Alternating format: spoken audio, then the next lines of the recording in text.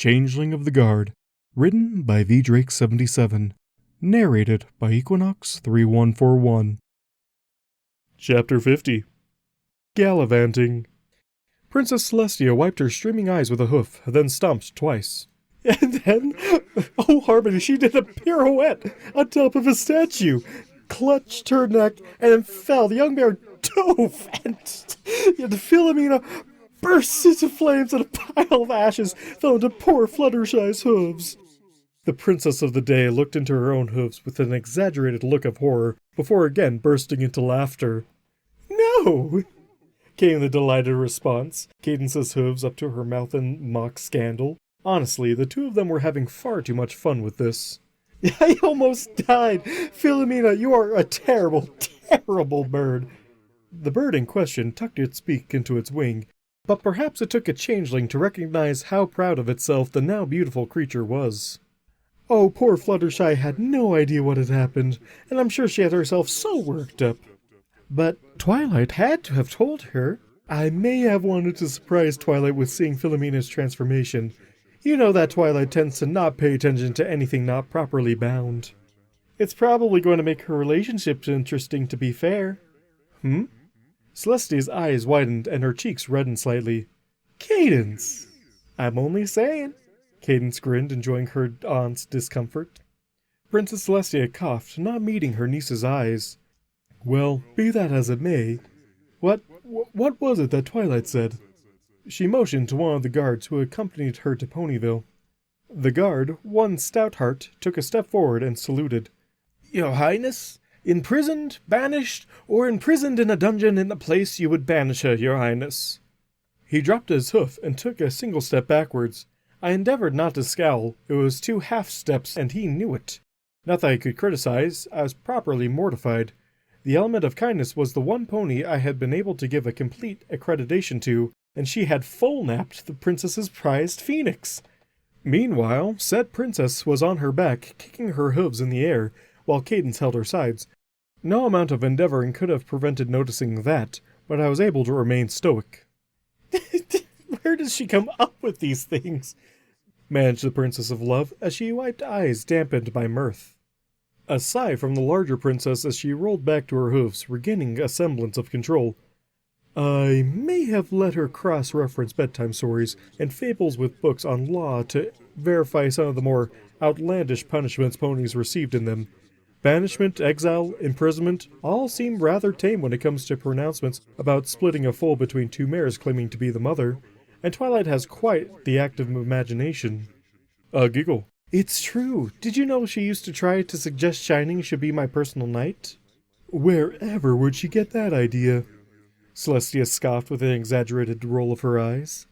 "But the important thing is, she told Fluttershy to let her take the blame. She was willing to take whatever the punishment was for her friend." The princess bit the inside of her cheek. "That said, she also said I'd go easier on her. Just came right out and said it. I'm not that soft on her." "No." The Solar Diarch snorted. "Corporal Idle Hooves, am I soft on Twilight? Be honest." "I would never lie, Your Highness." I bowed deeply. "I note that he didn't actually answer the question." "All right, I'm a little soft on her.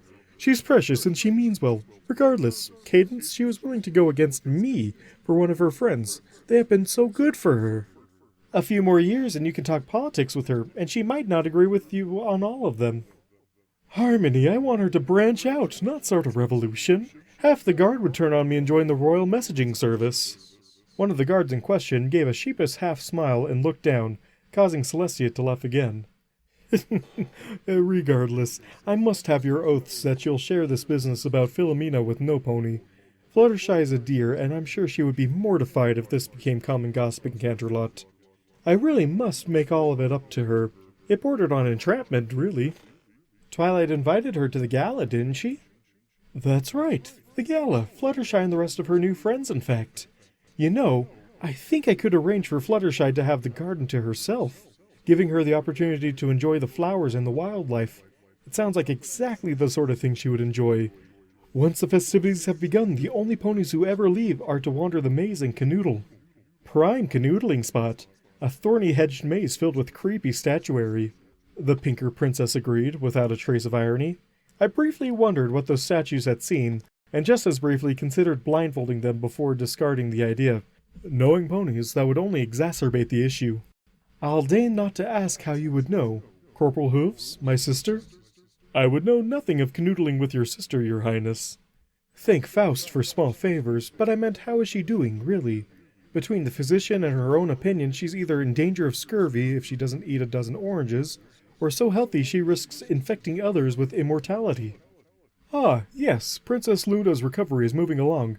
Her Highness has begun to express increasing dissatisfaction with her accommodations, but I feel that is only sign of her returning health. She is less miserable than she is bored.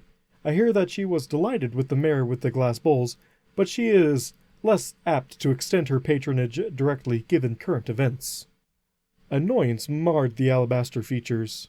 If I could find the pony who convinced those two charlatans to leave town in shame, I don't know whether I would knight him or kick him. I wish I could have put those two in a stockade. Are you sure you've never seen them before? Does Equestria even do stocks anymore? Cadence asked, bemused. I swear I've never laid eyes on the individual, your highness. It was true enough. Most changelings were confident enough in their stolen forms to not need the benefit of a mirror to check. Though I was mostly certain the description of Lord Deface was more than a little exaggerated, I had not been exceptionally circumspect in making my way through Canterlot. Do you know the rumor mill suggests he lives in the canals below the city? I opened my mouth to admit that I did not, then frowned. I had definitely been seen, yes, but... Yes, I am aware there are no canals beneath Canterlot, and no pony living beneath the city.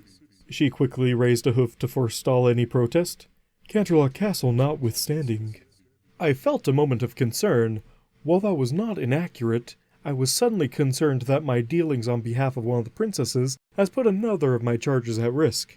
If ponies were going to seek individuals beneath the city, they could very well put the nymph at risk of discovery. Something would have to be done.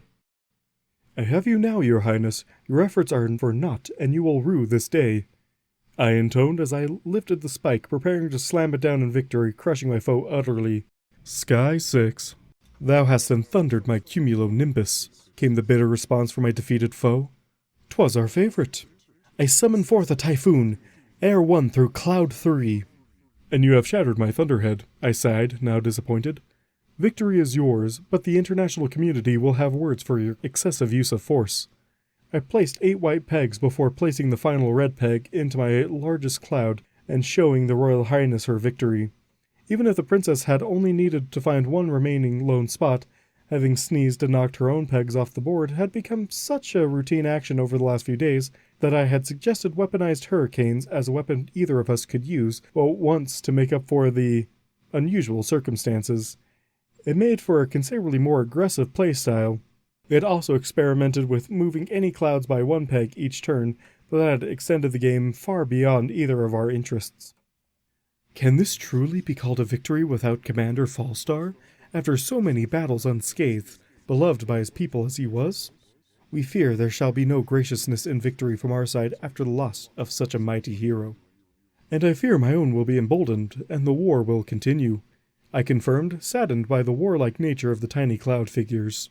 How soon will they be able to rebuild their shattered armada? I would estimate it would be several months before they are capable of the next engagement. Indeed? Then in the meantime shall we turn our attention to the shooting ladders?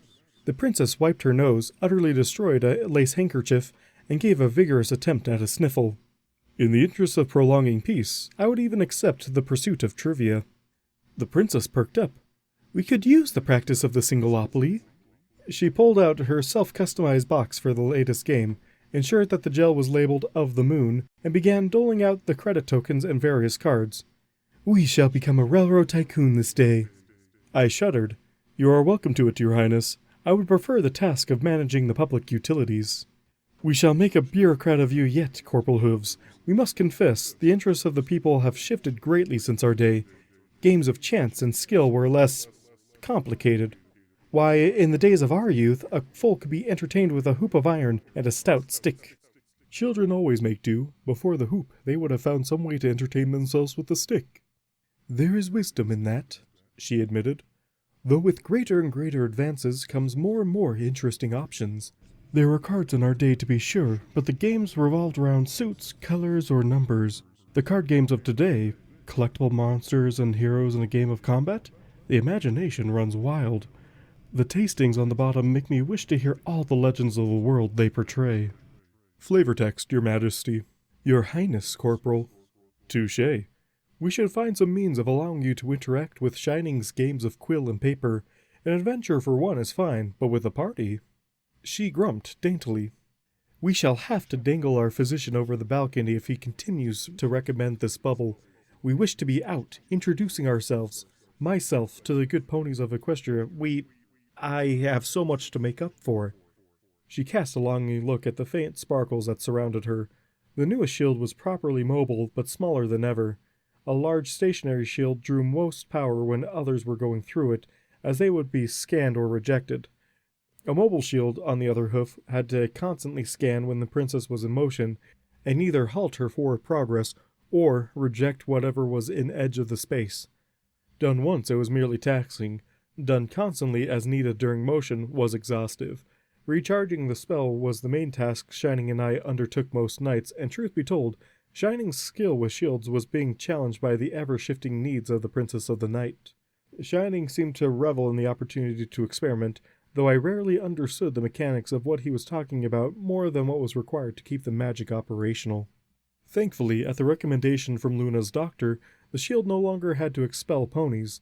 Now we sought to keep her from sick ponies and anything particularly unclean, but guests were becoming more common. Her magic had been recovering, though any night where she became too lost in her duties almost always resulted in a head cold the following morning. Still, on days where she rested, she was growing ever more hale, and that only left her still more restless. Thankfully, she could entertain a guest or two, and Katie was almost as eager to visit as Princess Celestia herself. Princess Luna, you see, has a bit of a penchant for drama when telling her stories, mostly about how a young Celly was a notorious cookie thief. Oddly, Celestia seemed to recall that it was Lulu doing the thieving, and that she should finish her alfalfa, which left the younger sisters sputtering with indignant fury. The world, I supposed, would remain full of mysteries. Your Highness, the royal physician knows well that you tire of this environment. I swear to you, upon a clean bill of health, I shall personally see to it that you will see as much of Canterlot as you can handle.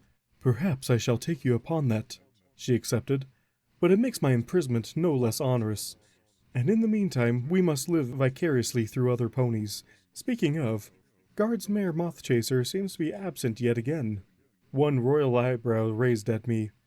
I fidgeted, slightly uncomfortable. Mothchaser had not been avoiding me exactly. We ran into each other all the time, usually right as one of us was going on shift. It was odd. Somehow I made her nervous now, and I could not guess why.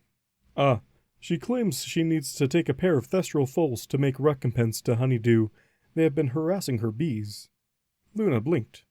Harassing bees? Have they been stealing honey? Not to my knowledge, I shrugged.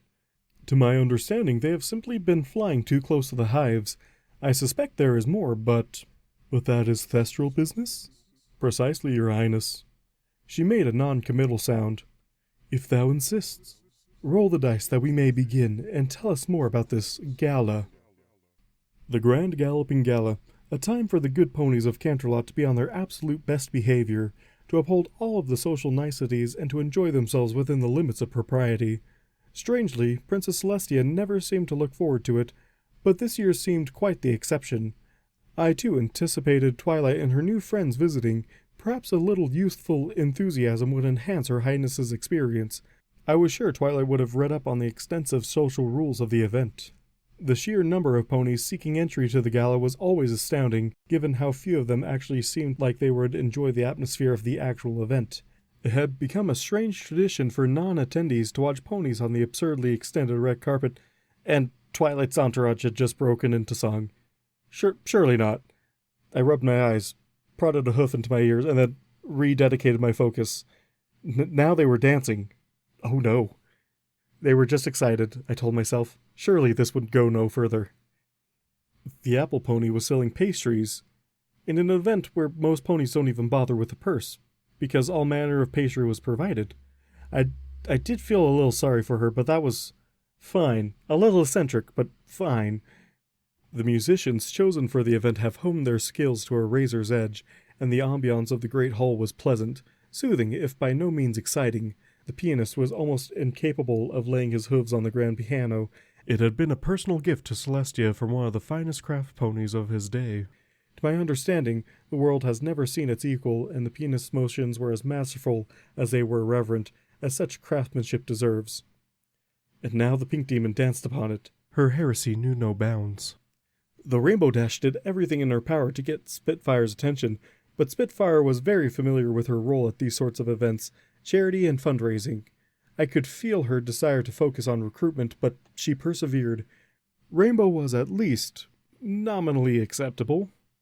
Oh dear Harmony, Blueblood had won the Eye of Rarity. There is a wickedness in him this night. Normally his tongue would be acid, and more than one noble would receive a drunken barb that would lead to some defensive act of charity that more than made up for whatever perceived shame was exposed. I silently pled that the young mayor would be left out of his political machinations, that she did not know of his reputation was unthinkable, but— "Oh, idol, calm down," Topaz laughed, patting my armored shoulder as she hobnobbed her way by. "I thought you liked Prince Blueblood."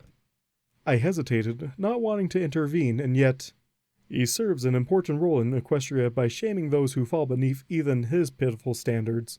He establishes the minimum requirement for nobility and ensures that the worst ideas never receive much support by virtue of his own efforts to support them. It is not a role I would relish, but he performs it well." "That's an awful nice way of saying really unpleasant things about someone." "I truly do approve of Prince's machinations." "He could just enjoy being a jerk, you know. And shouldn't it be the prince? You're usually pretty specific." "I assure you that is not entirely the case." I could defend only so far, and I feared there were to be greater evidence to the contrary this night. "And no, Prince is his name, Prince Blueblood." Topaz grimaced. "I feel I should have known that. I could talk to her, you know. I'd love the opportunity. This dress is probably the nicest one I've ever owned." It was true. Topaz was a beacon of well-manicured academia. Rarity had great talent, and I suspected spending time with Twilight had given her an idea what a pony with a love of knowledge on a certain topic would enjoy. Topaz had been particularly delighted with insect-ween-themed lace.